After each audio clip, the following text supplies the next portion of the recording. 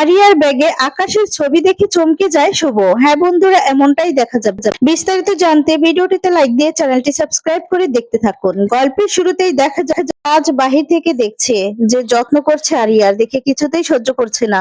আর বলছে এই মেয়েটার এত যত্ন করছে মামুন, এই মেয়ে কিনা আমাকে বিচুটি পাতার ডলে দিতে চাইলো। এরপর আমি আর ঋষি দুজনেই এতটা হেনস্থা হলাম।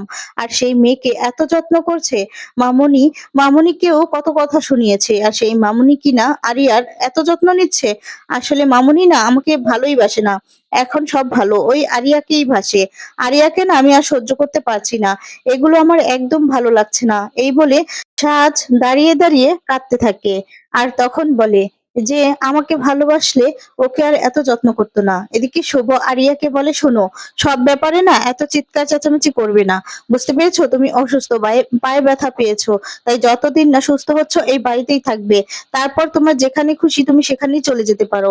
অন্তত তুমি এই বাড়িতে থাকো সেটাও আমরা চাই না, আর তুমিও চাও না। তাই তুমি চলে গেলে আমরাও শান্তিতে থাকতে পারবো, তুমিও থাকতে পারবে। তাই যতদিন আছে একদম চিৎকার চেঁচামেচি করবে না। তখন আরিয়া রেগে যায় আর বলে, শুনুন, আপনাদের এই আদিক্ষেতা না আমার ভালো লাগে না। এই বলে পা দিয়ে সেই ওষুধগুলো ফেলে দেয়। আর তখন মোহনা বলে, কি করলে বলো তো, কি করলে? সব ব্যাপারে এত গা জড়ানো ভালো লাগে না। এই বলে শুভ মোহনা সেখান থেকে চলে যায়। এরপর আরিয়া বলে, না না, আমাকে যে করেই হোক এখান থেকে যত তাড়াতাড়ি সম্ভব চলে যেতে হবে, না হলে তাদের জন্যও ভালো, আমাদের জন্যও ভালো, আমার জন্য ভালো। আমি এখানে থাকতে চাই আর ওনাদেরকেও ডিস্টার্ব করতে চাই না। ওইদিকে দেখা যাবে সাজ কাঁদছে। তখন কেশব সাজকে বলে, আচ্ছা আমাদের মা তো এরকমই, বল, কারো কষ্ট দেখে মা কি কখনো চুপ করে থাকতে পারে? তুই তো জানিস। আর তখন সাজ বলে, না, মামুনি আমাকে একদম ভালোবাসে না। মামুনিকে ওই মেয়েটা কত খারাপ খারাপ কথা শোনালো, কত অপমান করলো, তারপরেও কি দরকার ওই মেয়েটার এরকম ভাবে কেয়ার নেয়ার বলো তো? আর তখন বলে, আসল কথা হলো মামুনি এখন আর আমাকে ভালোবাসে না। তখনই সেখানে শুভ চলে আসে। শুভ এসে তখন বলে, তাই নাকি? একজন অসুস্থ হয়েছে, তার একটু কেয়ার নিয়েছি বলে আমার মেয়ের এত রাগ হয়েছে? বাবা, আমি তো জানতামই না। তখন সাজ বলে, রাগ হবে না?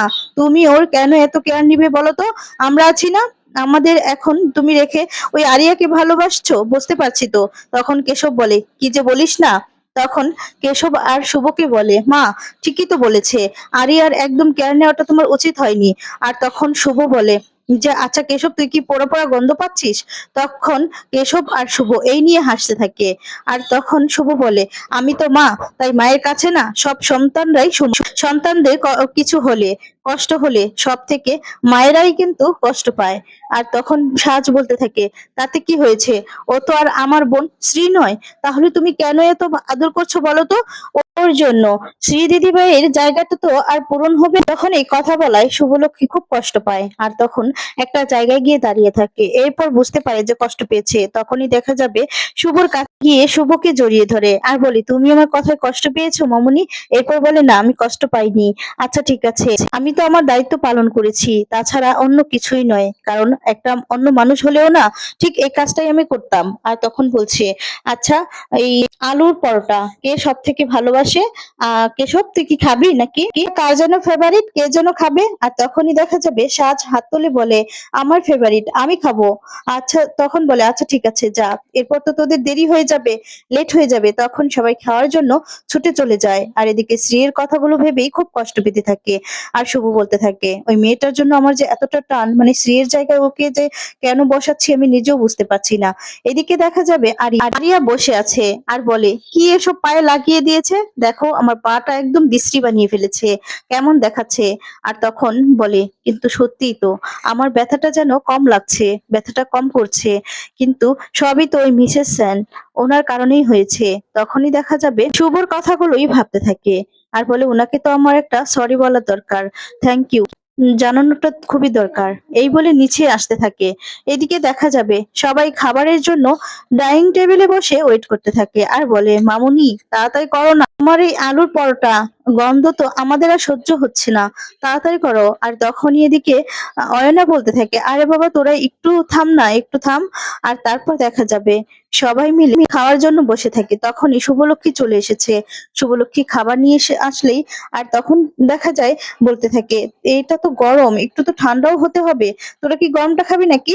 আর তখন সাহস বলছে, না, আমি তো আমার নিজের হাত দিয়ে খাবোই না, তুমি খাইয়ে দিবে। এদিকে তখন দেখা যায় সিঁড়ির মধ্যে আরিয়া এসে সবটা দেখতে থাকে। আরিয়া তখন খুব কষ্ট পায় আর বলে এরা কতটা হ্যাপি ফ্যামিলি। আর আমার ড্যাড আমার সাথে কি করতো। আর তখনই শৈশবে চলে যায় আর সেই কথাগুলো ভাবতে থাকে যখন আরিয়ার পাশে কেউ ছিল না। আরিয়া প্রত্যেকদিন একটা খাবারই খেত আর সেই খাবারটা খেয়ে একদম বোরিং হয়ে যেত। আর তখনই আকাশ বলতো নাও খাবারটা খেয়ে নাও। তখনই খাবারটা দিলে এরপর বলতে থাকে যে ড্যাড আমি তো এই খাবার খেতে ভালোবাসি না। প্রত্যেকদিন কি একই খাবার খেতে ভালো লাগে? আমাকে আজকে পরোটা দাও না। কিন্তু আকাশ আকাশ বলছে যে পরোটা কে বানিয়ে দিবে? যা দিয়েছি চুপ করে খাও।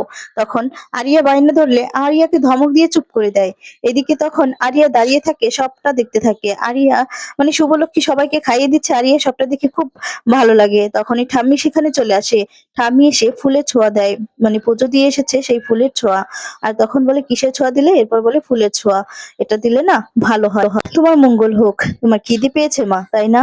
যাও খেয়ে নাও। তখন বলে না আমার মোটেও খিদে পাইনি। এরপর বললেই হলো, বুঝতে পারছি তোমার মুখ দেখে এই যে তোমার খিদে পেয়েছে। শুভ ওকে খেতে দে। তখন বলে না এগুলো খাবার আমি খাই না। এরপর বলে খেয়ে নাও তো, যাও তুমি যা খাও তাই বানিয়ে দিবে শুভলক্ষ্মী। আর তখন শুভ এসে বলে বলো তুমি কি খেতে চাও।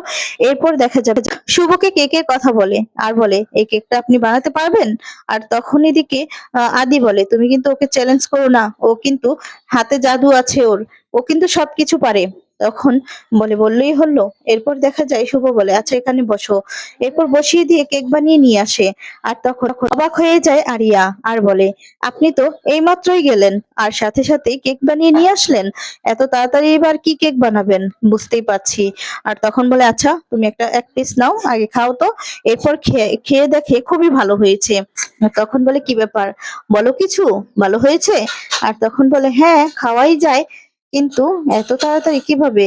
আর তখনই চুপচাপ খেতে থাকে। আর তখন এদিকে ঠাম্মি বলে আমাদের শুভর হাতের জাদু আছে, বুঝতে পারলে? এদিকে ঋষি ঋষি বলছে মামুনি আবার খাইয়ে দাও না। আর তখন অয়না বলছে চুপচাপ করে খেয়ে নাও তো, বড় হয়েছো তো নাকি? ঠাম্মি তখন বলে হ্যাঁ হ্যাঁ, আচ্ছা একটা কাজ করো না, এবার বড় হয়েছো বিয়ে করে নাও। দাদুভাইকে বিয়ে দিলেই না বউ এসে খাইয়ে দিবে।